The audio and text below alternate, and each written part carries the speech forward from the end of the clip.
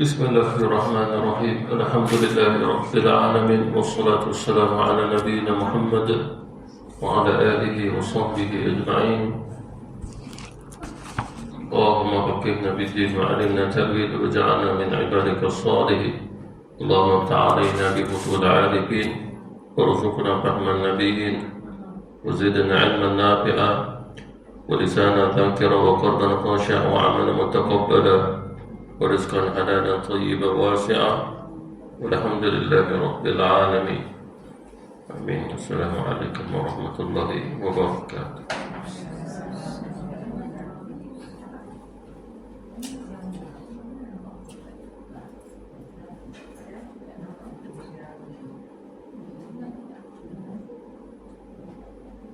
Jadi insyaAllah kita masuk ke surat 97 pada firman Allah Subhanahu Wa Taala.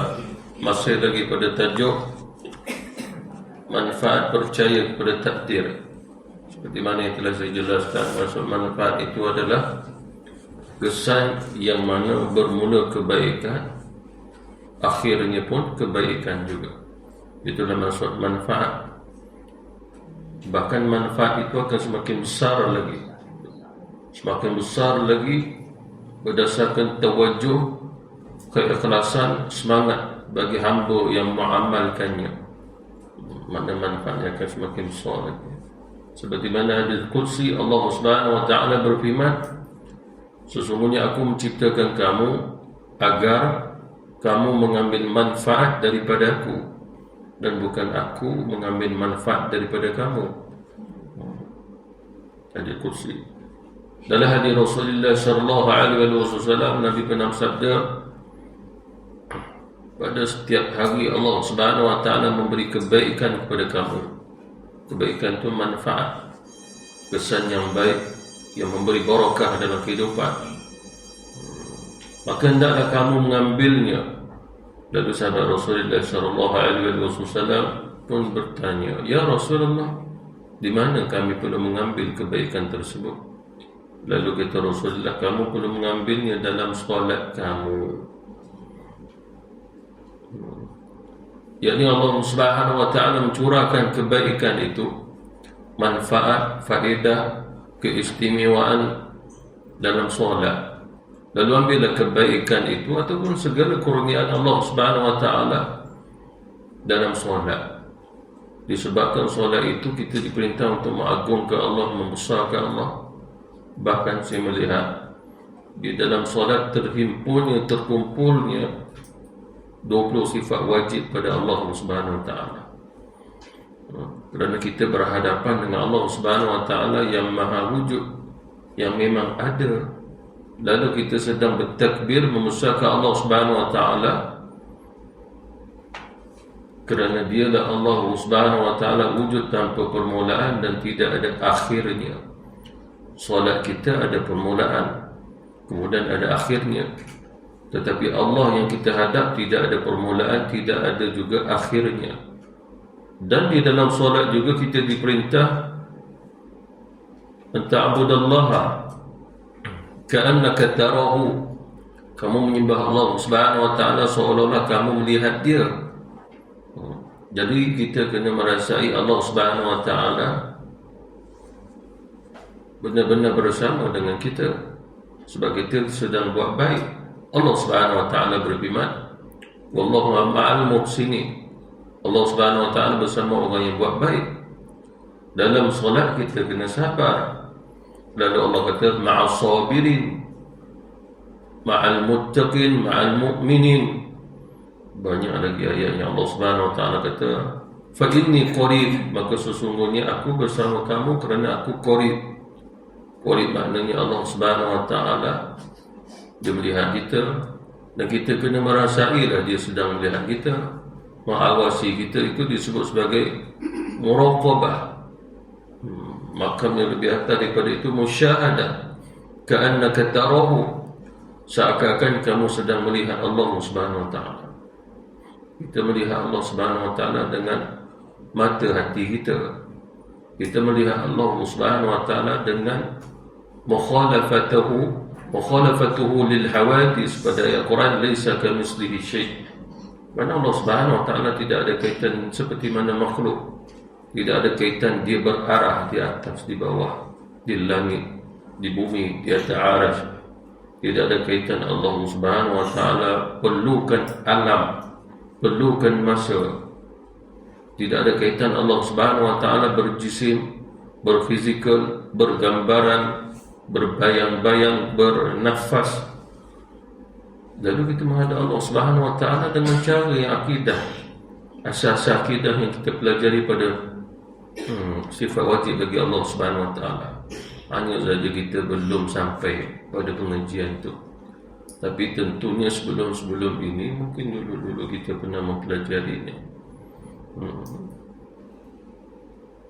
Kalau cucu kita ada pergi ke sekolah kafar tu, adalah bukunya sifat 20 tu, daripada darjah 1 sampai darjah 6 pengajian sifat 20. Rujuk buku tu kalau boleh hafal satu per satu, tak tebal pun. Bukunya nipis-nipis untuk sekolah rendah, tetapi itulah yang menyelamatkan akidah kita sehingga seluruh daripada ibadah kita sah. Sebab kalau akidah kita itu tidak tahu itu semua, akidah kita itu dalam problem, faham problem.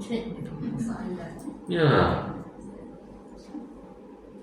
sampai tidak sah amal, tidak sah solat, tidak sah puasa. Kalau sekian akidah kita tak tahu, kerana ulama telah berfatwa ibadah tidak sah sehingga dia kena kenal siapa yang dia sembah.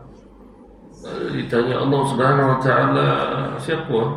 Itulah bapa aku ajar Tuhan nama Allah, tapi aku hari ini tak kenal dia siapa. Lalu kamu solat menghadap siapa? Solat je lah, menghadap siapa belakang kira lah, tidak sah solat dia.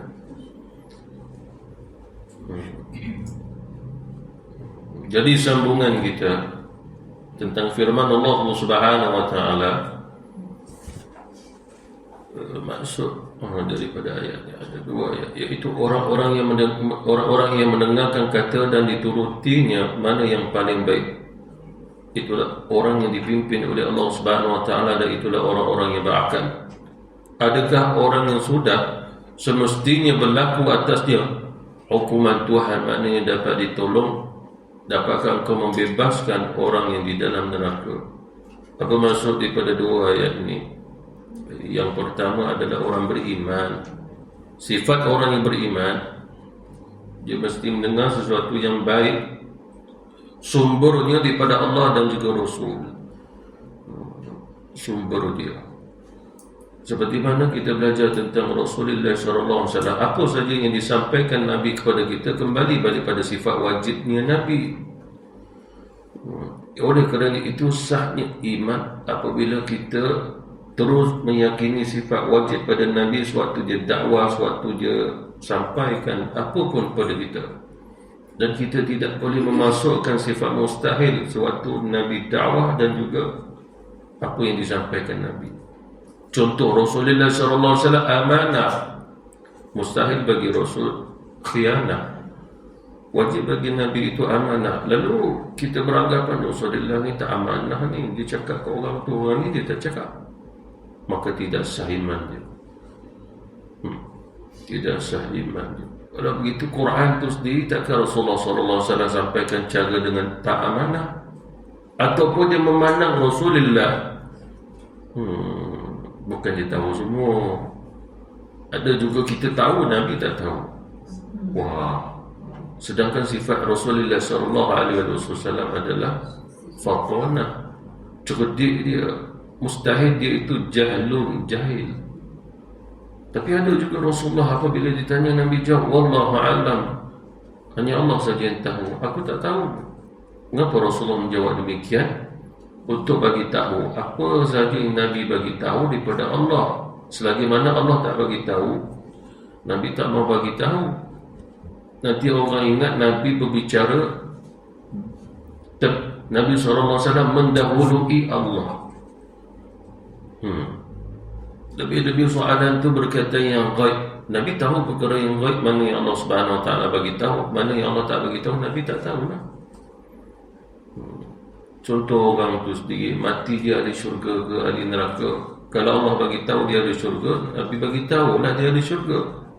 Tapi kalau Rasulullah pun tak tahu, serah kepada Allah Subhanahu Wa Taala. Agaknya kalau Nabi sedang bersama dengan kita, dia tahu tak semua apa yang berlaku sekarang ni? Jawapannya, Nabi tahu apa yang berlaku sampai hari terakhir dunia ni. Hingga Nabi tak tahu ke apa yang sedang berlangsung, bangunan tinggi, harjun ataupun haram, pembunuhan sampai anak sembelih mak dia, sampai potong kepala mak dia. Itu termasuk haram. Dan sebab haram maksud dia adalah pembunuhan yang menggerikan. Bukan sekadar dalam perang tembak-tembak biar. Tak, ini sampai potong kepala dia. Haram, kata Rasul. Dan banyak lagi lah tanda-tanda kiamat. Lalu bagaimana Nabi tahu, sedangkan Nabi bukannya bersama kita zaman ni, tapi dia cerita yang akan datang. Itu perkara ghaib. Sehingga Nabi boleh tahu siapa orang terakhirnya duduk atas dunia ni. Orang tu duduk dekat atas bukit dekat Madinah, pengembala kambing. Dia bukan orang Islam, dia orang kafir. Nabi boleh tahu. Bahkan Rasulullah pernah berkhutbah, Nabi cerita nama orang tu pun Nabi sebut. Fulan.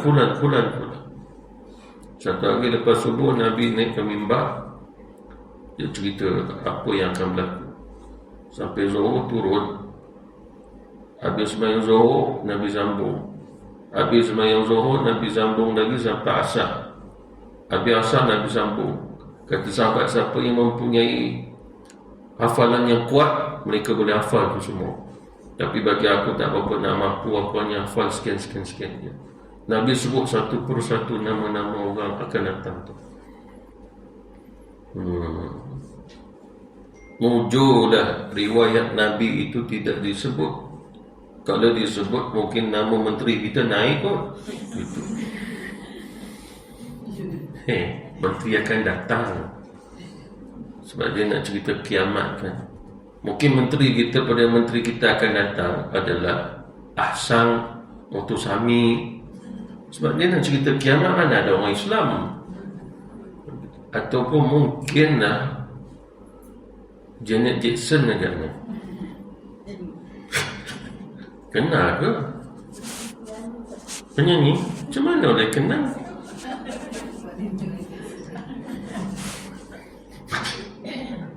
Saya ingatlah nenek mana kenal Janet Jackson. Kenal juga pun. Mungkin dulu seangkatan dengan dia pun. Cuma muka Janet Jackson tak masuk lagi macam nenek-nenek. Itu je. Kakak Michael Jackson, dia masuk Islam. Suami dia billionaire, orang Arab. Nanti jumpa dia, tanyalah doa apa sehingga dapat kahwin orang kaya. Dia ajar hang baca doa ni, no? Kita pun baca, esok lusa mari sungguh Pak Arab. Kena isi korah pula, nak terima tak? Kalau terima, dia kata hang kena duduk Dubai, kata. Mengarut Ustaz. Janet Jackson pun asalnya mengarut, kahwin juga.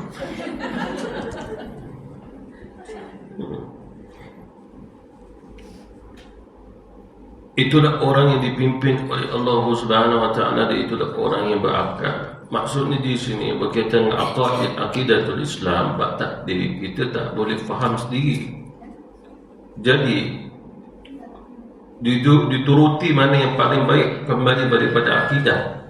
Kalau selain daripada akidah yang sahih, dengar tak perlu, belajar pun tak perlu. Sebab bukan untuk manfaat dan diri kita pun. Dia sebabkan berkaitan akidah banyak lagi yang memberi manfaat yang belum kita pelajari. Jadi jangan disibukkan mana-mana yang tak memberi manfaat.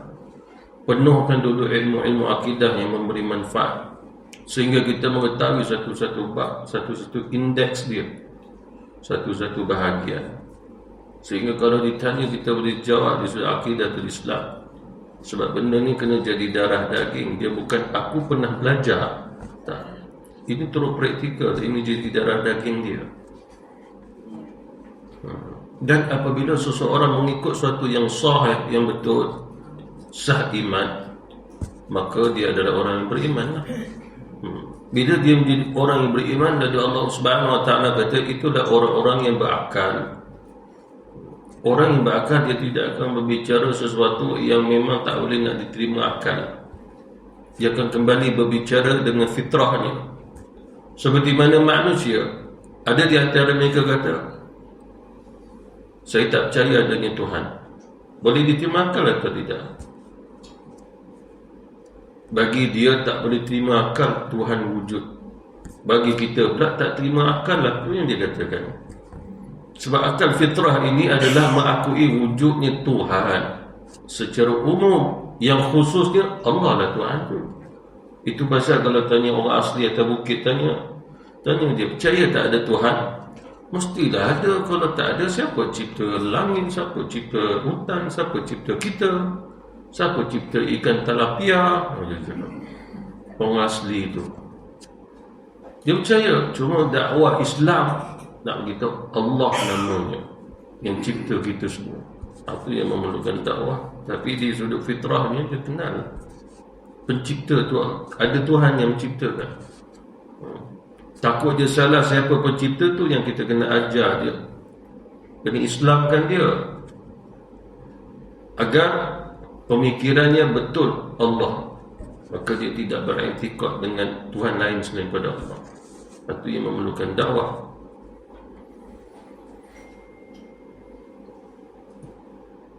Kemudian pula berkaitan dengan orang yang percaya dengan orang yang tidak percaya dengan takdir, itu pada ayat yang kedua tu, pada ayat 19. Adakah orang yang sudah semestinya berlaku atasnya hukuman Tuhan dapat ditolong? Makna takdir Allah Subhanahu Wa Taala berlaku, tidak ada siapa boleh menolaknya.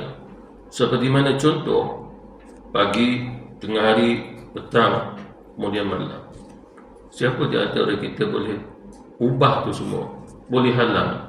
Hujan yang turun, ada siapa tak boleh halang? Hujan tak mau turun, ada siapa tak boleh panggil hujan? Jadi maksudnya apa di sini? Ada di antara manusia yang sombong seolah-olah dia boleh ubah. Hakikatnya tetap dia tak boleh ubah. Cuma dia sombong. Macam Fir'aun lah salah satu contoh. Dia ambil sifat Allah, letak kat dia. Ana rabbukumul a'la. Akulah Tuhan yang maha tinggi. Pada Allah lah yang maha tinggi. Al-A'la, ambil sifat Allah Ta'ala. Sifat maha kuasa Allah pun yang ambil. Dulu kan kat Mesir itu Allah turunkan musibah, ada katak belalang. Katak tu di mana? Penuh di negeri Mesir. Kecuali di rumah orang beriman di kalangan Bani Israel dia tak ada. Nak tahu orang beriman ke bukan, tengok ada katak lah. Sampai peringkat dia angkat periuk, ada katak dalam tu. Dah penuh sangat katak. Ambil sup, nak hirup sup, katak atas sudu. Lalu nak makan macam mana? Ini Kiptiah dulu, orang kafir. Termasuk Fir'aun pun tak boleh buat apa. Tapi Fir'aun diam-diam. Marilah kepada menterinya, wahai Tuhan kami. Fir'aun mengaku Tuhan. Settlekanlah ini semua. Kau kan Tuhan. Termasuk air Kiptiah, kalau dia ambil air di telaga, air itu akan bertukar macam warna merah darah, hanyir, busuk. Macam mana nak minum? Gandum yang mereka tanam, kurma yang mereka tanam, penuh dengan belalang, habis buah-buahnya. Ini musibah besar. Ini cerita dalam Quran. Lalu Fir'aun buat apa? Senyap-senyap panggil Nabi Musa. Senyap-senyap begitu. Ini pertemuan Perdana Menteri dan juga Sultan. Senyap-senyap begitu. Ini contoh aja. Lalu Nabi Musa AS pun pergi dan menghadap Fir'aun. Fir'aun cakap apa? Ya Musa, apa yang pernah kau janjikan kepada aku dulu? Tidak ada janji, mereka perintah beriman je. Aku ialah Allah Tuhan, dan jangan kata kau Tuhan. Beriman kepada Allah. Ya Musa boleh, dengan syaratnya minta Tuhanmu selesaikan ini semua, selesaikan musibah-musibah. Lalu Nabi Musa kata, betul ke Firaun, kalau aku doa kepada Allah selesai kau akan beriman? Ya, aku beriman. Bukan saja aku beriman, aku perintah semua orang-orang aku beriman. Itu janji Firaun. Betul ke kalau saya undi saya dapat? Gitu. Contoh lagi, dapat Datuk Seri nanti aku bagi. Lalu Nabi Musa alaihissalam dia ada doa mustajab. Pagi ni dia doa, besok bangun tidur lenyap kosong, tak ada langsung itu semua. Firaun pun naik atas tahta, semua orang menghadap dia. Macam mana, dah settle ke belum? Tuhanku dah settle. Tengoklah kekuasaan aku. Firaun itulah masuk fa innahu tagha. Masuk tagha adalah dia ambil kuasa yang lain letak kat dia. Itu semua kuasa Allah letak kat dia. Dia pula yang makui ni. Orang lain yang buat kerja, dia pula dapat nama. Dia goyang kaki dia, lepas tu tunggu gaji setiap bulan ataupun allowance gitu. Ini contoh. Jangan bayangkan muka siapa-siapa. Jadi Firaun pun hidup dia begitu.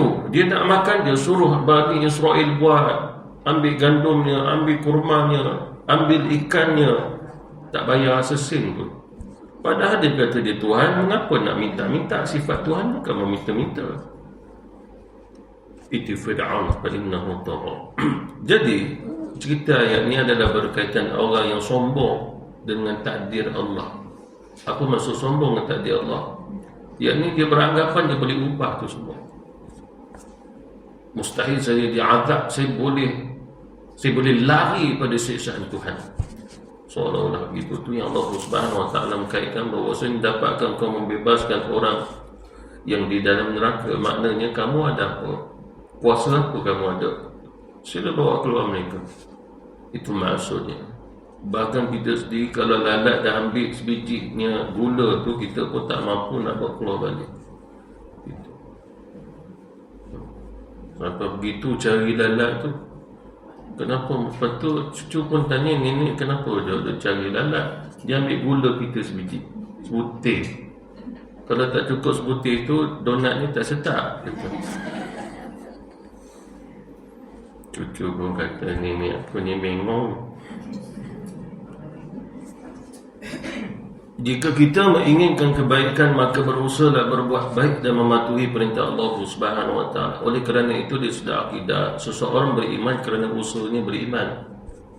Seseorang jadi baik sebab usahanya jadi baik. Seseorang yang kafir, usaha dia kepada kekafiran. Itu yang dia sudah akidatul Islam.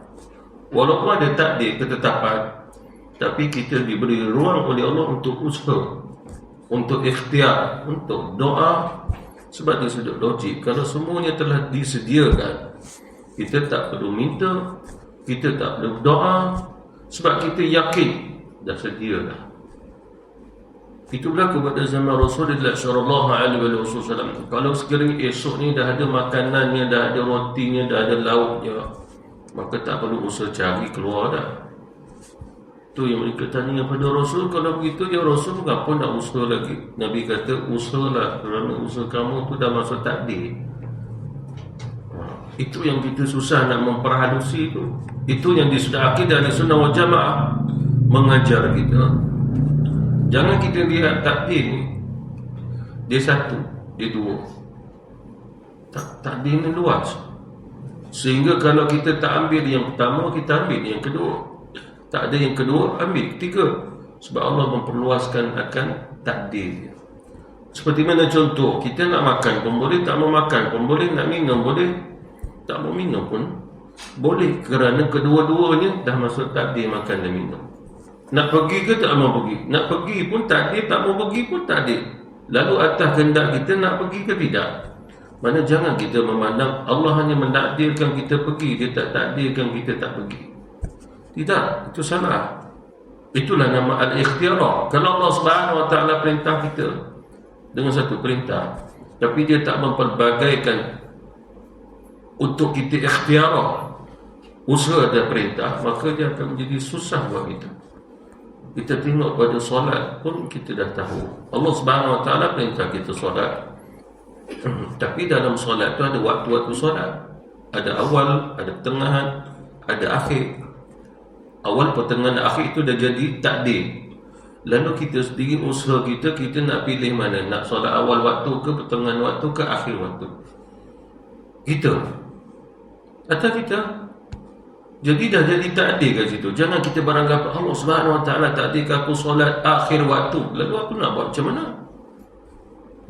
3 minit nak masuk asar baru dia angkat takbir solat zuhur. Lepas tu dia kata jangan marah, aku dah takdir Tuhan aku solat 3 minit sebelum asar. Itu kan salah. Cuba tanya dia, awal waktu tadi boleh solat tak? Dia tak boleh jawab. Maknanya dia beralasan saja. Ini sekadar alasan. Padahal Allah Subhanahu Wa Taala beri satu ruang waktu yang luas, seperti mana contoh Isyak. Waktu yang paling luas sekali itu solat Isyak. Berapa jam tu? Lebih 6 jam. Lalu dia pun menangguhkannya lah sekali tidur dia, bangun-bangun tak solat Isyak. Lepas tu dia tak rasa salah. Sebab apa? Nak buat macam mana? Tuhan dah tidurkan aku.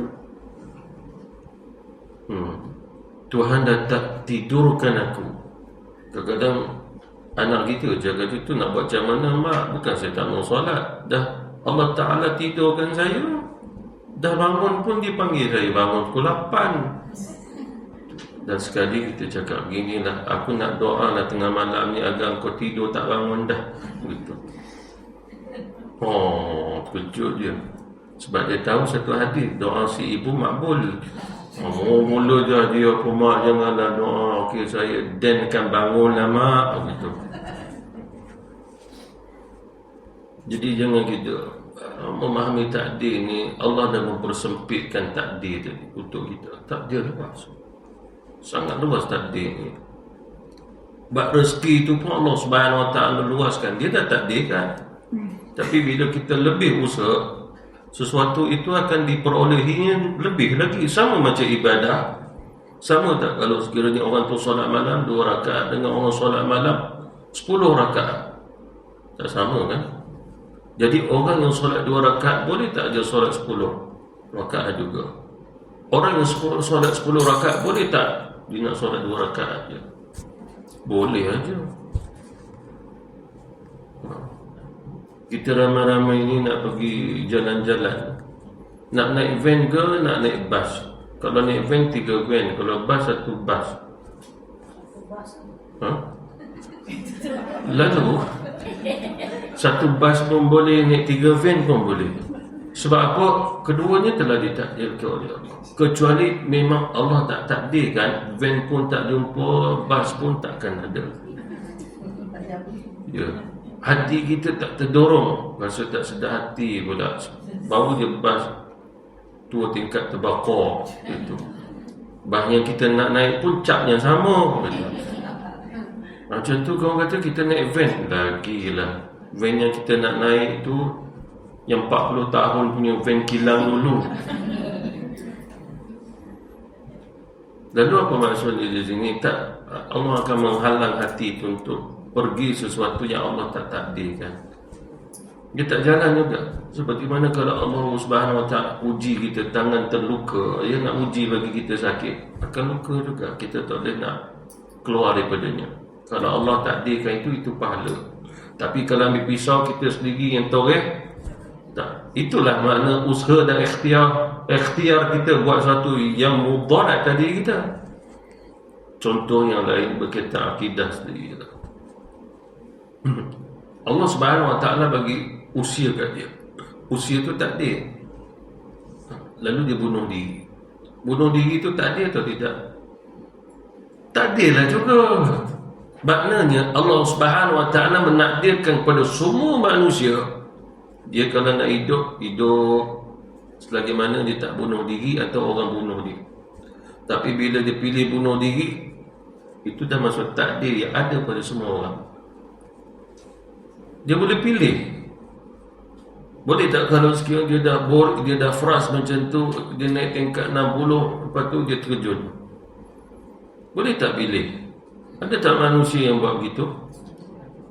Ada tak dia naik tingkat 60, dia terjun naik ke tingkat 61? Ada tak? Itu tak nama terjun, tu nama naik. Boleh tak kita naik tangga? Boleh tak kita naik lift? Allah Subhanahu Wa Taala takdirkan untuk kita luar, kita nak naik tangga ke nak naik lift, dua-dua boleh.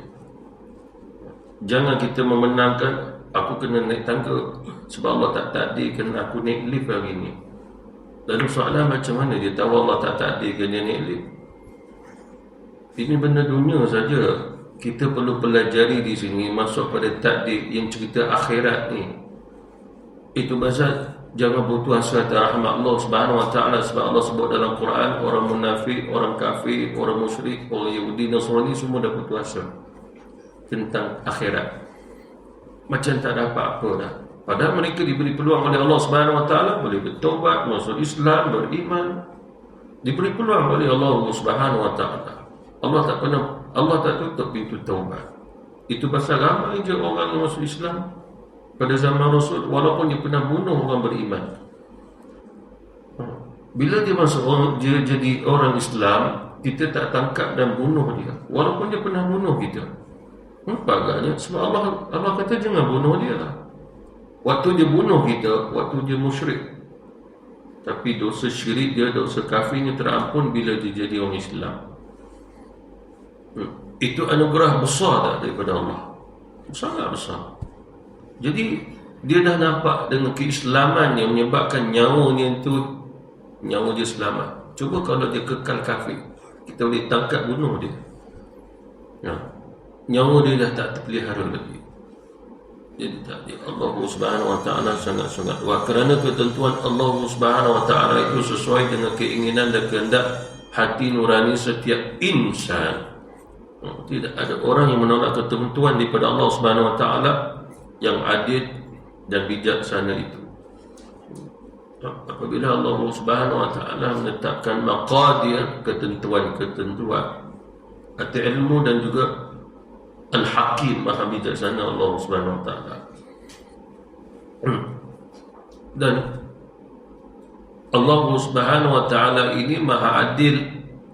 Bila dia tetapkan sesuatu seimbang dan adil saja. Lalu kesilapan manusia adalah dia yang menghilangkan keseimbangan dan juga keadilan tadi, sehingga dia menyalahkan Allah Ta'ala. Pada segala-galanya Allah Subhanahu Wa Ta'ala cipta itu atas fitrahnya. Fitrah Allah allati fataran nas 'alaiha. Semua manusia itu difitrahkan oleh Allah, dah seimbang akal dia. Apa dalil seimbang akal? Cuba minta manusia berjalan, kita berjalan. Agaknya kita berjalan ni seimbang tak? Kita naik motor seimbang tak? Naik kereta boleh seimbang tak? Itu seimbang tu kat mana? Semua kat otak. Kalau sekian bahagiannya nak bagi imbang, kita berjalan ke, kita berlari ke, dia dah tak ada, dia rosak. Sengit-sengit kita jalan. Jadi manusia yang telah merosakkan akal dia sehingga menyebabkan akal dunia ini dah jadi tak seimbang.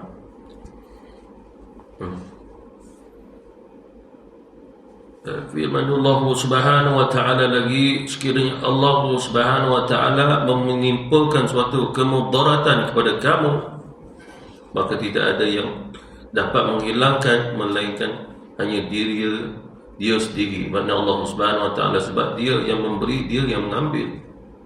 Seperti mana dia menghidupkan, dia mematikan. Kalau dia beri, dia nak ambil, dia akan ambil. Seperti mana contoh nyawa kita, roh, dia bagi, lepas tu dia ambil balik. Sebab apa Allah Subhanahu Wa Taala ambil? Sebab dia nak bagi tahu kepada kita, roh tu aku punya, bukan kamu punya. Agak zalim ke Allah kalau sekiranya Allah dah bagi, lepas tu dia nak ambil? Tak. Kalau kita memahaminya, hikmahnya, kerana yang nak mengambilnya adalah Allah, ya Allah ambil dah. Kerana yang nak mengambilnya Allah. Seperti mana contoh kalau sekiranya baginda tuanku nak beli kuih yang kita buat, agak-agak nak minta bayaran tak? Tuanku tanya, berapa harga 3 biji beta makan tadi? Nak minta bayar tak? Minta? Minta ke? Minta kan? Dia tanya, kita kena jawab cuma nak bayar tak apa, tuanku. Cuma saja. Kalau kalau tuanku nak bayar juga 3 juta lah ya.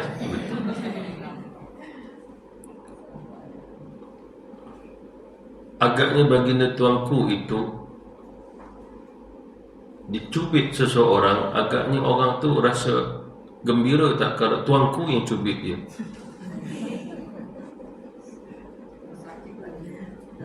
Tuanku kita umur 70-an dah, kalau dia cubit takkan nak rasa macam umur 20-an, ataupun takkan nak sama macam Ashikin yang cubit. Apa maksudnya di sini? Tak, oleh kerana dia maka kita rasa suka sebab dia. Lalu Allah Subhanahu Wa Taala dia yang nak, tak suka ke? Macam ayat Quran, Allah Subhanahu Wa Taala tanya kita, nak tak aku beli sesuatu kalau kamu nak jual lah? Padahal segala-galanya Allah punya. Dia dah bagi kita, dia boleh tanya pula, nak jual tak? Lalu dari ayat Quran itu kita pun nak tanya juga, apa yang Allah nak bayar kat kita kalau jual ke Allah? Allah kata, bi anna lahumul jannah, aku bayar dengan syurga. Baginda tuanku ada ke kalau dia beli, dia makan kuih 3 biji, dia nak bayar dengan istana dia? Ada? Tak ada. Allah Subhanahu Wa Taala kata nak bagi syurga, nak tak aku beli? Agak-agaknya kalau Allah tawarkan gitu, kita nak tak jualnya? Walaupun kita kata, ya Allah ambillah, tak mau jual lah, tetap Allah nak bagi syurga juga, asalkan Allah nak kita bagi. Lalu kalau kita faham hikmahnya, saat-saat roh kita nak keluar, sebab Allah yang nak, kita bagi je. Dulu pun ada masalah juga, malaikat maut nak ambil nyawa, roh marah, roh tak mau keluar. Ceritanya begini, Allah Subhanahu Wa Taala dia cipta malaikat Jibril, beberapa malaikat yang lain untuk cipta Adam daripada tanah. Ambil tanah ni macam-macam tanah. Bahkan sebelumnya Allah Subhanahu Wa Taala perintah malaikat maut, tanah tak mau bagi, tak kena. Allah kata tak apalah, suruh malaikat yang lain ambil. Kemudian sampai dah siap, sampai kita ni semua dah ada roh, Allah perintah malaikat maut cabut nyawa. Nyawa kita roh tak mau bagi. Menghadapnya ke malaikat maut kepada Allah, ya Allah, sesungguhnya hamba-Mu roh tu tak mau bagilah, sebab aku yang nak tarik. Lalu Allah Subhanahu Wa Taala kata, ya malaikat maut, bagi tahu aku yang nak, tulis satu surat daripada aku. Malaikat tu datang, beritahu ini Allah yang nak, bukan aku. Lalu malaikat maut ambil. Itu asal usul cerita dia. Banyak, bahkan ada lagi beberapa kisah yang lain, bahkan ada juga kisah malaikat maut nak ambil tu, nak ambil ni, tak dapat, bumi tak mau bagi. Lepas tu menghadap ke Allah Ta'ala, Allah kata aku yang nak, bagi tahu pada tanah, baru tanah bagi. Tanah bagi. Jadi daripada firman Allah Subhanahu Wa Taala, apabila Allah Subhanahu Wa Taala nak menimpakan satu mudarat, mudarat ni ujian.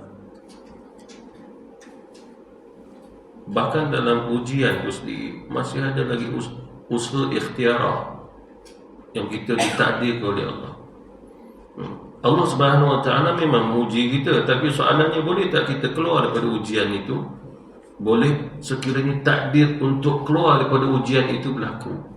Tetapi kalau Allah tak takdirkan kita untuk usaha keluar, memang kita akan diuji oleh Allah. Salah satu seperti mana hujan yang turun. Boleh tak kita usaha agar hujan tak turun? Tak boleh lah. Kita kena redha je lah hujan, alamak hujan turun lebat sangat, kemudian berhari-hari. naik air dah, banjir sana sini. Itu mudarat juga, sesuatu yang diuji oleh Allah Subhanahu Wa Taala. Soalannya, boleh tak kita ubah ni semua? Artinya bila Allah menghendaki sesuatu yang memang kita tak boleh nak ubah, walaupun dengan doa munajat, dia takkan boleh ubah. Hanya soalannya, doa munajat kita tak dapat mengubah takdir tadi. Cuma sia-sia tak doa dan munajat kita? Sia-sia tak? Kosong tak? Tak, doa dan munajat tu ibadah. Inilah caranya Allah menguji kita. Kita doa untuk dunia. Lalu kita lupa untuk akhirat. Allah uji kita macam-macam ujian, lalu kita berdoa. Doa itu untuk akhirat dengan ujian itu. Ujian tetap kita dapat, tapi dengan doa kita Allah simpan untuk akhirat. Sebab kita dah lupa doa untuk akhirat. Begitulah cara Allah Subhanahu Wa Taala, dia nak bagi kita ganjaran di akhirat.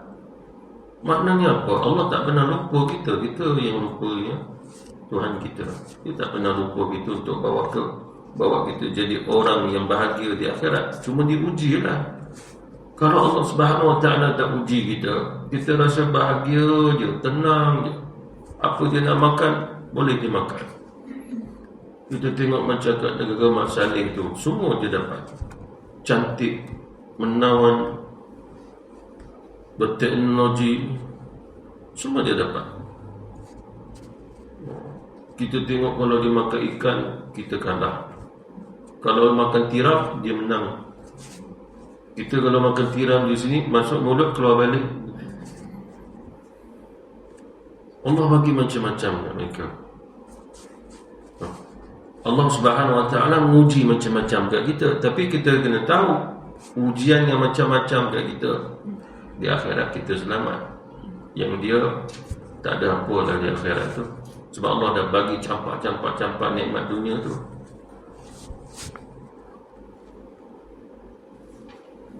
Dan dia mendatangkan kebaikan kepada kamu, maka dia maha kuasa atas tiap-tiap sesuatu. Wallahu ala kulli syai'in qadir. Dan dialah yang berkuasa atas kalian, hamba-hambanya. Maknanya dialah Allah yang berkuasa untuk mentakdirkan kepada kita takdir, qada dan qadar. Masih ingat lagi perbezaan qada dan qadar?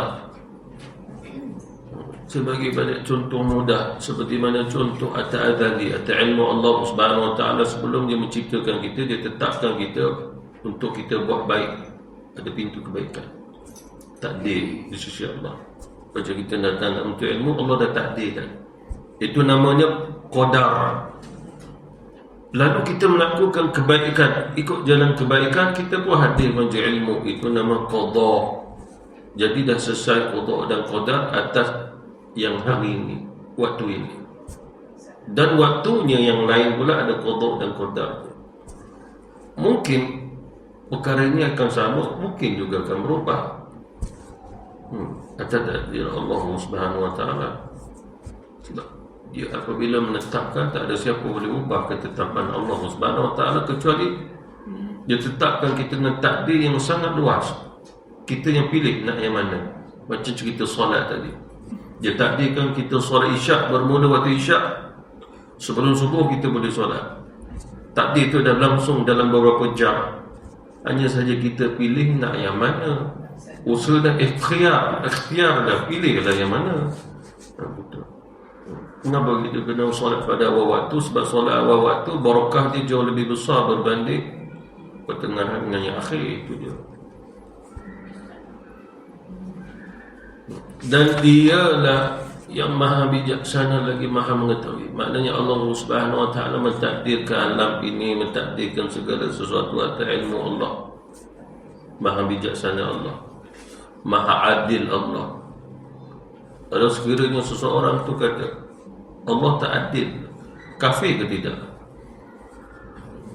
Ya. Kalau dia dah belajar sifat 20, dia belajar akidah, takkan dia nak cakap begitu? Mesti dia tak belajar akidah betul-betul.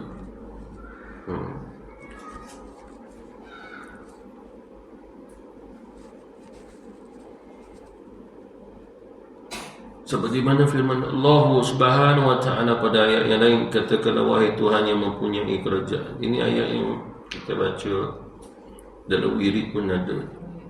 Qulillahumma malikal mulk tu'til mulka man tasha' wa tanzi'ul mulka mimman tasha' wa tu'izzu man tasha' wa tudhillu man tasha' biyadikal khair innaka ala kulli syai'in qadir. Lalu yang perlu kita ketahui daripada ayat ini adalah yang punya kerajaan di langit dan juga bumi Allah. Qulillahumma, itu adalah doa. Itu doa Ismullah yang azam. Siapa doanya itu doa yang mustajab. Qulillahumma malikal mulki tu'til mulka man tasha'. Atas takdir Allah, ketetapan Allah, dia nak bagi kerajaan pada siapa yang dia nak, ataupun Allah bagi dia cabut balik kerajaan pada siapa yang dia nak. Seperti mana Allah bagi contoh kat kita. Parsi ada rajanya, Romawi ada rajanya. Allah bagi kerajaan. Mereka buka empire dengan peperangan kezaliman, sebab mereka bukan Islam yang beriman. Tapi lepas tu Allah Subhanahu wa taala cabut kerajaan mereka, sehinggalah Parsi dan juga Romawi dipegang oleh Islam pada zaman Sayyidina Umar. Kita punya empire kita. Itu Spanyol, Itali ke semua tu Islam punya tu. Andalusia tu semua kita punya. Sekarang siapa punya? Dah bukan kita punya dah. Dulu kan dah penuh dengan masjid, dia dapat dipenuhkan buat gereja. Salah siapa? Tuhan kita ke? Tak. Salah kita lah. Sayyidina Umar dah bagi untuk kita, kita tak jaga iman, lalu orang kafir ambil. Dia semua disebabkan lemahnya iman. Itu dia punya punca asal dia. Bukan cerita tak ada senjata, tak pandai angkat senjata. Cerita iman saja. Wa tu'izzu man tasha', engkau memuliakan siapa yang kau gendaki. Wa tuzillu man tasha', dan kau menghina, kau rendahkan dia siapa yang kau gendaki. Jadi di sini atas takdir Allah Subhanahu wa taala. Lalu di sinilah hikmahnya kita bermunajat kepada Allah Subhanahu wa taala, agar Allah Subhanahu wa taala memberi kemuliaan dan dia tidak menghina kita. Doalah, munajatlah kepada Allah Subhanahu wa taala dalam bahasa Melayu je. Siapa nak kerajaan, doa, ya Allah bagilah kerajaan ke aku. Lepas tu dia tengok kerajaan dah macam nak runtuh dah. Doa, ya Allah pertahankanlah kerajaan aku. Itu bagi orang yang jadi ketua kerajaan lah. Wallahu ala kulli syai'in qadir. Allah Subhanahu wa taala biyadikal khair innaka ala kulli syai'in qadir. Innaka ala kulli syai'in qadir. Terjemah di tangan bukan anggota. Ini bahasa lama punya. Tangan ni maksud dia adalah kekuasaan. Bila bukanya kamus Dewan Bahasa dan Pustaka, anggota ni, tangan ni anggota, tidak diletak pada yang nombor 1 terjemahan tangan. Nombor 3, nombor 4 saya jumpa. Nombor 1 maksud tangan adalah dalam kamus Melayu, dalam kefahaman otak orang Melayu adalah tangan adalah kekuasaan. Bilik ni tak boleh masuk menaikkan kaki tangan saja. Faham tak? Apa maksud kaki tangan tu? Orang itulah, kalau sikit kaki tangan saja, badan tak boleh masuk. Jadi dikias, majaz. Begitu juga bila disebut biyadikal khair, ya Allah pada tanganmu, maksud kekuasaanmu. Itu yang kita belajar akidah. Orang yang tak betul-betul belajar akidah, dia akan kata Allah ada tangan lah. Dia tak mau majaz, dia tak mau ada kiasan. Dia kata kalau terjemah tu tangan, terus terimalah, jangan terjemah lain. Jangan terjemah pada kekuasaan, kehebatan. Tak perlu. Sebut saja Allah Subhanahu wa taala ada tangan, tetapi mestilah tangan Allah tu lain daripada tangan kita. Kalau kita belajar akidah, kita sendiri beranggapan Allah ada tangan, cuma tak sama macam tangan manusia. Kafir dah. Bukan kita mudah nak mengkafirkan dia, tapi akidah dia tak boleh nak toleransi. Akidah tak boleh nak toleransi, sebab akidah dia jazam, dia pegang teguh. Dia tak boleh nak kata berlemah lembut dah. Tak boleh dah. Dari ayat di atas, ramai di kalangan pemikir yang kurang mengerti jiwa agama menyangka bahawa segala sesuatu telah ditakdirkan oleh Allah Subhanahu wa ta'ala. Tiada usaha dan pilihan daripada manusia. Seolah-olah dah tertutup bagi kita untuk usaha dan juga ikhtiar itu. Ikhtiar tu dah masuk pilihan tu. Sesungguhnya ketentuan-ketentuan segala sesuatu memang di tangan Allah Subhanahu wa ta'ala. Akan tetapi manusia disuruh oleh Allah berusaha dengan sekuat tenaga dalam bata-bata hukum dan ketentuannya pula. Mana memang Allah Subhanahu wa ta'ala yang tetapkan takdir. Itu yang saya sebut tadi, takdir Allah ni luas. Jangan beranggapan tak boleh dah, sebab Tuhan dah takdir. Kadang-kadang kita tegur orang tu, kenapa kau ni muka masam je, tak boleh senyum, orang lain gelak ketawa senyum, kau masam lagi. Nampak macam mana tak Tuhan dah takdir ke aku gini gitu. Aku tak boleh ubah dah. Namanya mah. Mah Brim dah masuk, dia senyum je. Boleh pula ubah muka dia tu. Anak kau beranak seorang lagi, senyum je. Maknanya apa kat situ? Beralasan. Memang manusia suka beralasan. Lalu jangan salahkan takdir, aku dah ditakdirkan Tuhan begini sekian. Tidak. Ada sesuatu memang Allah takdirkan, dia dah memburam. Memang tak boleh ubah. Jangan ubah kita dah perempuan ni jadi laki-laki. Jangan ubah waktu solat. Jangan ubah puasa yang diwajibkan oleh Allah. Itu mubram. Jangan ubah yang itu dah. Jangan ubah tentang beriman kepada malaikat, beriman kepada Rasul. Jangan ubah yang lain dah. Jangan ubah Rasul dah bagi kepada orang yang bukan yang sepatutnya jadi Rasul. Itu mubram. Memang tu tak boleh ubah dah. Sama dah juga kalau sekiranya kita nak doa, kan kita diajar doa apa saja. Walaupun disebut doa apa saja, tapi mesti berkaitan dengan doa yang kena selari dengan akidah dan syariah dulu. Ini doa yang mana bersalahan dengan akidah. Antara yang dia doa apa? Nak jadi Nabi, nak jadi Rasul. Kesalahan ini sudah akidah. Dia doa, ya Allah, gugurkanlah kewajipan solat atasku. Boleh ke gitu? Dia boleh doa gitu, cuma siapa nak bagi tahu dah gugur? Tanya dia, ada ke Jibril beritahu dah gugur? Buat masa ni tak ada. Kalau belum ada, solatlah kau. Kalau turun Jibril kata Allah mustajabkan, mulai hari ni tak perlu solat, mati masuk syurga betul. Tak solat dia. Tapi ada ke Jibril turun? Tak ada. Kalau tak ada, mana kau kena solat lah. Jadi doa pun kena selari balik dengan syariat. Jangan kita berdoa sesuatu yang bersalahan dengan syariat. Bila berdoa dengan sesuatu yang bersalahan, hukumnya dosa dah. Dia tak boleh doa cara begitu, bersalahan. Sesungguhnya ketentuan-ketentuan segala sesuatu memang di tangan Allah Subhanahu wa ta'ala, akan tapi manusia disuruh oleh Allah Subhanahu wa ta'ala berusaha dengan sekuat tenaga dalam bata-bata hukum dan ketentuannya pun. Ada pula ketentuan Allah Subhanahu wa ta'ala tidak ada hubungannya dengan usaha manusia. Misalnya tentang ketentuan umur. Kalau Allah Subhanahu wa ta'ala memang dah tentukan umur kita, sebab dia nak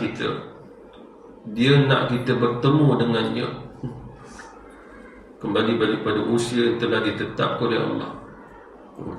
Salah satu takdir yang memang kita tak boleh ubah, yang boleh diambil contoh mudah, usia lah.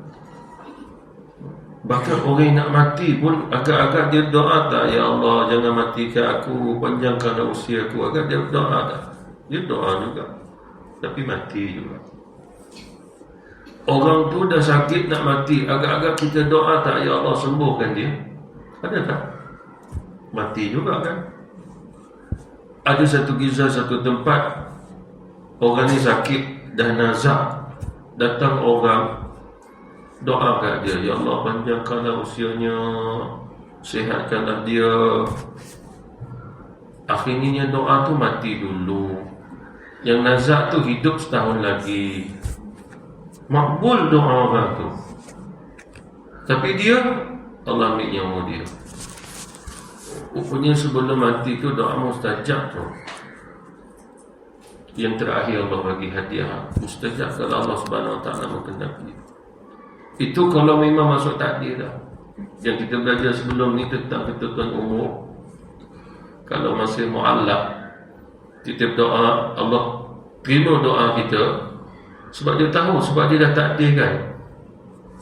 Atau umur hamba ku ini, kalau sekiranya dia tak berkenan untuk doa panjang umur, aku dah tetapkan dia mati umur 60.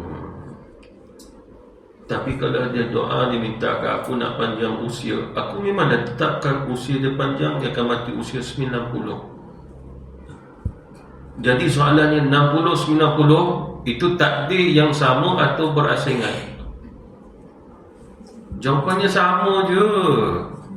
Kita lah ikhtiar, pilih. Allah dah takdirkan untuk panjang usia, ada. Kita doa Allah campak kita pada takdir panjang usia tadi. Kecuali kalau Allah Subhanahu Wa Taala takdirkan kita satu saja kematian. Satu kematian maksudnya adalah satu takdir usia.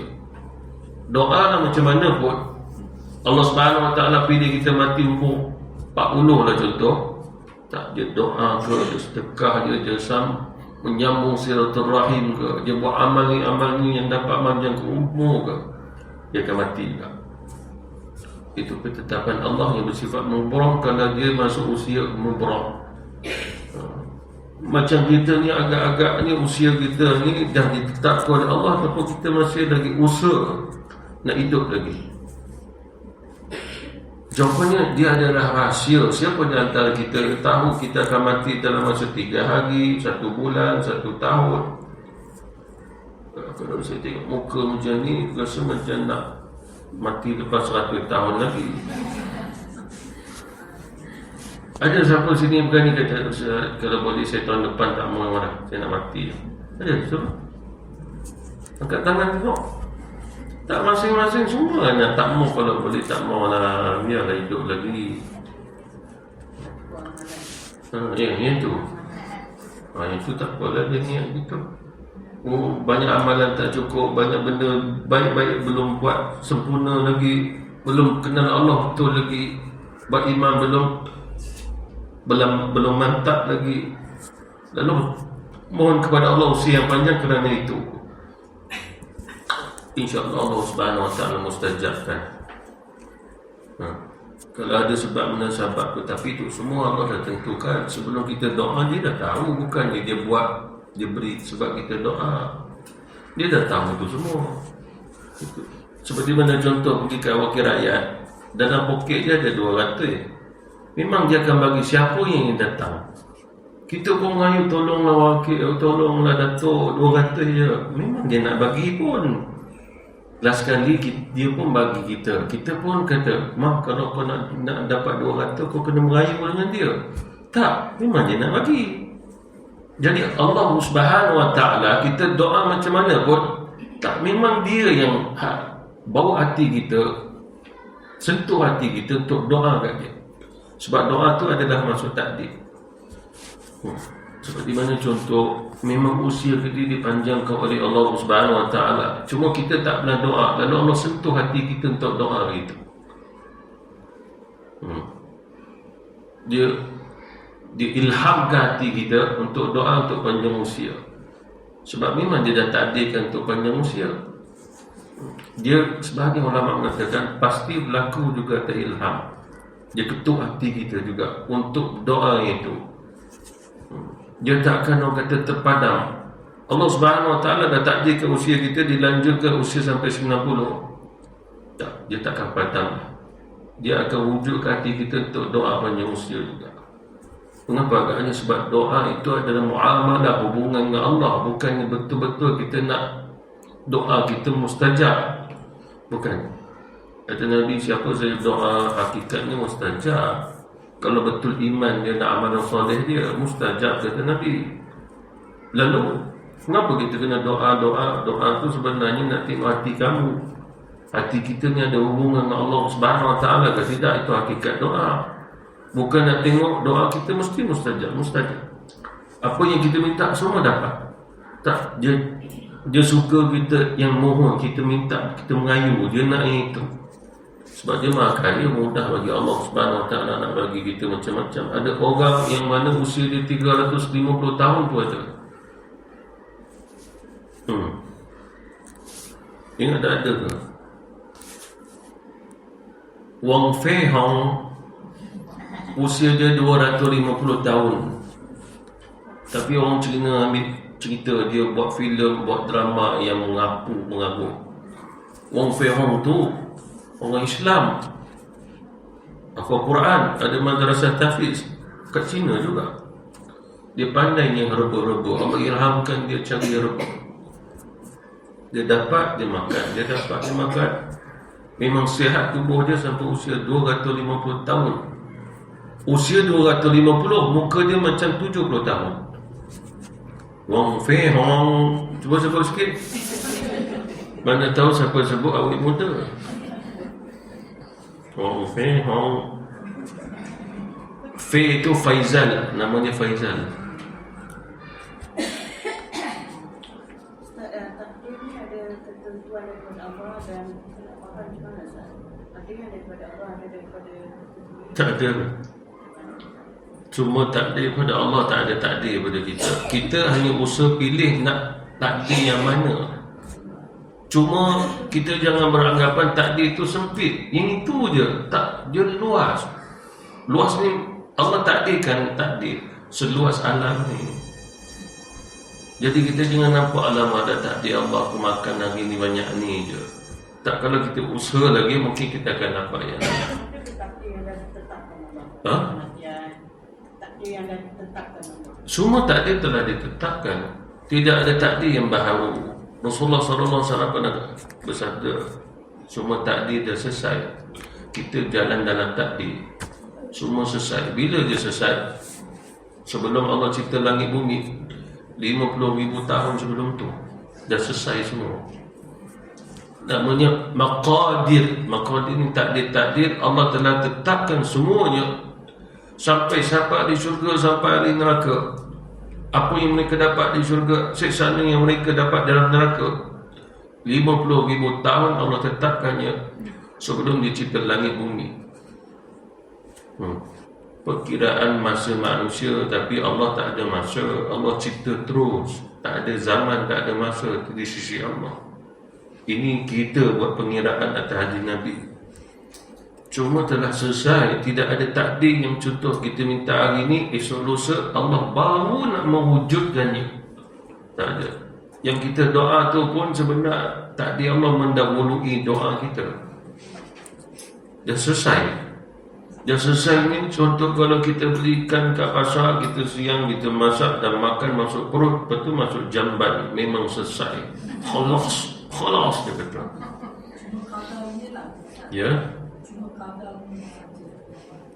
Ialah qada tu atas ketentuan satu persatu, ada zaman, ada masa. Contoh besok ni hari Selasa, qada tu belum langsung sebab kita masih Isnin. Tapi takdir pada qadar dah langsung sebab Allah dah takdirkan dulu untuk kita. Cuma qada selagi mana tak masuk Selasa besok, qada itu menunggu kita. Tapi qadar dah berlangsung dulu. Macam kita semalam hari Ahad, hari ni hari Isnin. Yang semalam tu sendiri qada dan qadar dah berlangsung ke belum? Dah selesai dah. Bukan saja yang semalam, seminit tadi pun qada dan qadar dah selesai. Yang akan datang sampai di kiamat, qadar semua dah selesai. Cuma qada, ketentuan qada satu-satu dia berlaku, selesai, yang selesai dah qadanya. Gitu. kita ni laki, kita ni perempuan, qadar ke kotor? Kotor dan qadar lah, takkannya kotor aja. Macam mana nak dulu periksa ni? Saya akan tanya tu. Qadar tu dah selesai lah. Sebab gini, qadar selesai seluruhnya. Sampai siapa di surga, siapa di neraka, qadar tu dah selesai. Tak ilmu Allah dah tahu dah. Ya. Yang pelaksanaan tu, qada tu yang belum selesai. Kena tunggu zaman masa dulu. Ya. Doa tu dah yang dikaitkan kita satu hubungan dengan Allah Subhanahu Wa Taala. Allah Subhanahu Wa Taala tak pernah mengharamkan kita berdoa untuk minta. Dia kata minta lah. Walaupun dia dah tahu apa yang kita minta, dia suruh minta. Macam orang tu tadi, kalau sekiranya memang kita tahu dia nak bagi 200, tak payah minta, dia pasti bagi. Akal pun kata Allah Subhanahu Wa Taala, dia dah tahu kita nak apa, kan bagi je lah, buat apa minta. Dia dah mahu mengetahui. Seperti mana contoh, ada geng-geng grup-grup orang yang solat. Dia solat terus Allahu Akbar. Kita tanya, laju dia takbir, tak ada niat. Allah kan dah tahu kita nak solat Zuhur, apa nak niat? Geng ni Wahabiyah dia macam tu, Wahabiyah. Dia tak ada niat. Tengah berjalan pun dia Allahu Akbar. Padahal salah satu syarat sah solat berdiri, bukan berjalan. Hui, pemikiran dia luar biasa. Dah lah jadi dia berjalan-jalan gitu. Hui, dia punya pemikiran ni. Dia kata tak perlu ni, Allah kan dah tahu. Kita sah tak kalau solat gitu? Sebab maksudnya qasad. Qasad ni kesungguhan. Kamu nak solat apa? Nak solat fardu ke sunat?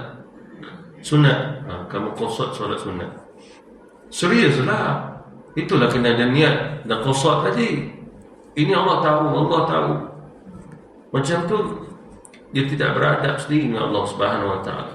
Contoh seperti pada kita nak ni mak, nak minta sesuatu, mak bagilah. Apa dia yang nak bagi? Mak takkan tak tahu saya nak apa. Mak dah, saya dah hidup dengan mak 40 tahun, mak sampai hari ni tak tahu saya nak apa. Terkejut mak dia. Lalu begitu dengan Tuhan kita, ya Allah, kau dah tahu aku nak apa, bagi je lah. Boleh ke begitu? Allah dah tahu kan. Dalam niat, dalam hati, bukan niat nak dalam hati. Lepas tu moga-moga Allah bagi. Tapi Allah perintah kamu kena minta dengan kat tangan kamu, tawajuh kamu, Rabbana.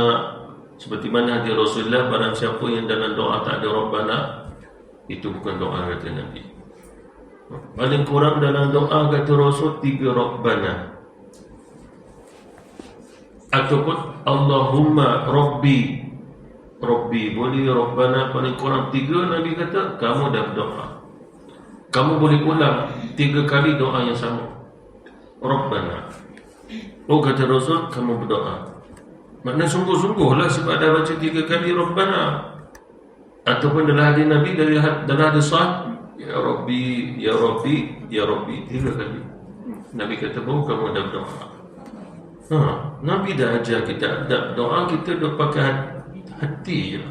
Lalu sekali kata, Ya Allah, aku dah minta dengan hatiku, bagi begitu. Begitu. Takkan begitu kita dengan Tuhan kita. Tak sampai kita berdoa, kita tahu apa yang Allah nak. Allah tahu tentang masalah itu. Kita berdoa, ada kedua-dua itu boleh kita. Allah Maha mengetahui segala-galanya. Walaupun begitu, kita kena luahkan beritahu ke Allah Ta'ala, walaupun dia dah tahu. Apa?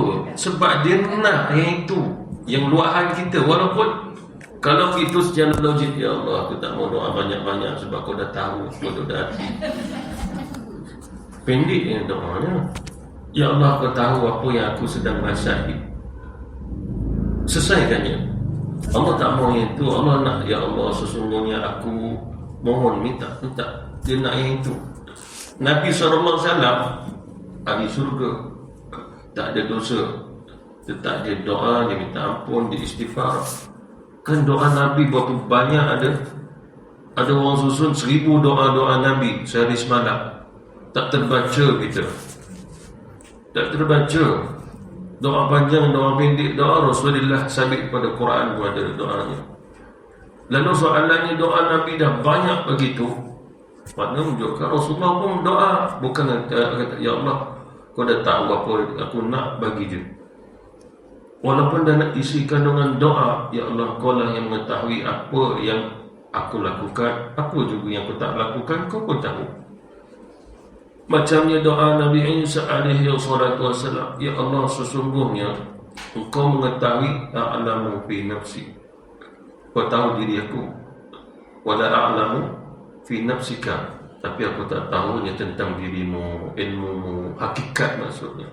Makna diri kita Allah tahu, hakikat Allah siapa tahu, sampai hakikat tak ada siapa tahu. Kita kenal Allah betul, tapi tak sampai hakikat. Hakikat itu tidak ada siapa yang sampai. Bagi Tuanku kita kenal Sultan Selangor, tapi hakikat ni kita kenal tak? Tak kenal juga. Orang pun hakikat ni kita tak kenal, apalagi Tuhan kita. Hakikat malaikat pun kita tak tahu. Hakikat kita kenal, hakikat diri kita. Kita kenal ke diri kita ni? Hakikat lah, bukan kenal gitu-gitu. Nama, umur, usia, duduk mana. Bukan, nak tahu hakikat diri kita ni. Jawapan ni tak boleh juga. Sebab pun roh kita boleh tahu ke roh kita macam mana. Roh kita bentuk macam mana, warna apa juga. Roh ni boleh tukar. Makcik ni roh dia keluar kat makcik ni, tukar-tukar lah. Tak boleh kan? Hindu boleh, kita Islam tak boleh, Hindu boleh. Hakikat itu termasuk asal-usul. Hakikat ni dah termasuk sesuatu yang dah tak boleh dijelaskan keadaannya, hanya beriman dan percaya. Jangan sentuh dah hakikat, sebab memang tak akan sampai. Kecuali mana hakikat yang telah dijelaskan, kita boleh sampai pada hakikat itu. Seperti mana sesuatu yang memang ada pada kita, hakikatnya, maka kita pun kena akui. Contoh, hakikatul insan, hakikatul jin, hakikatul syaitan, hakikatul malaika. Contoh, kita hakikat kita manusia, beza tak dengan haiwan, beza tak dengan jin. Jadi yang itulah kita kenal, hakikat manusia tak sama dengan jin. Jin dengan manusia makan sama tak? Macam mana boleh tahu? Sebab belajar hakikat lah. Sebab hakikat jin dia bukan macam ada perut macam kita, dia masak macam kita. Hakikat lah.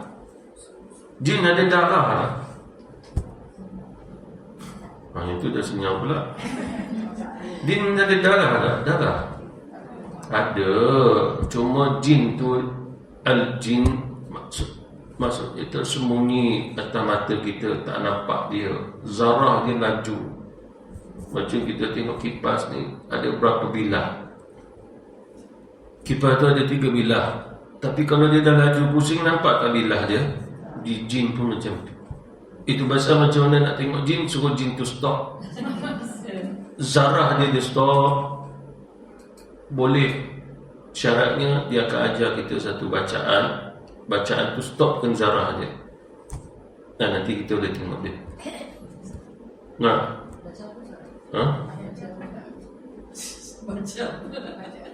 Tak boleh, nanti tiba-tiba terbaca nampak macam ni. Tak boleh. Duduk dalam rumah kita, atas tilam, atas bantal, atas periuk langung semua nampak nanti. Tak boleh. Janganlah, nanti histeria nanti.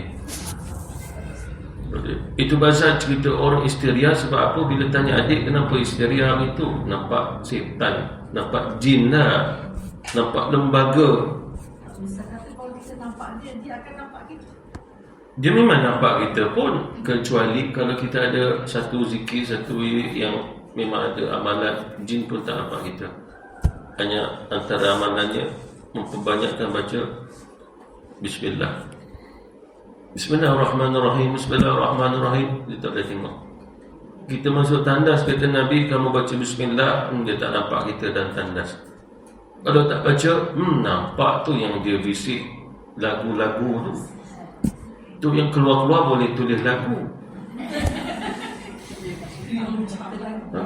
Dia visit dan tu buat pelan, keluar-keluar boleh buat pelan rumah. Ilham. Tu yang buat fashion baju tu semua mari dalam tu. Keluar-keluar dah buat satu filem dah. Tanya pengarah tu macam mana dapat ilham, macam ngengek-ngengek tu dapat ilham. Dia bisik. Baca bismillah dan kata dia tak nampak lah. Bila tak nampak dia tak ganggu apa lah, senyap je lah. Dia tak nampak, kita ada, dia pun ada, kata Rasul. Tapi dia tak boleh buat apa. Lalu ulama mengkiaskan, memperbanyakkan baca Ismullah, Asma'ul Husna, Subhanallah, ada nama Allah. Jadi dia tak nampak kita. Sampai kita boleh nampak dia pun dia tak perasan kita nampak dia. Dan dia memang tak nampak kita. Tak payahlah, nanti dah datang bulan depan kita pergi cari kat mana Tanjung Rambutan.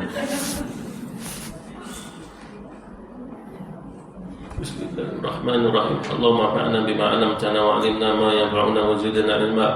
Walhamdulillahi 'ala kulli hal wa na'udzu billahi min 'adzabin nar. Walhamdulillahi rabbil 'alamin. Amin.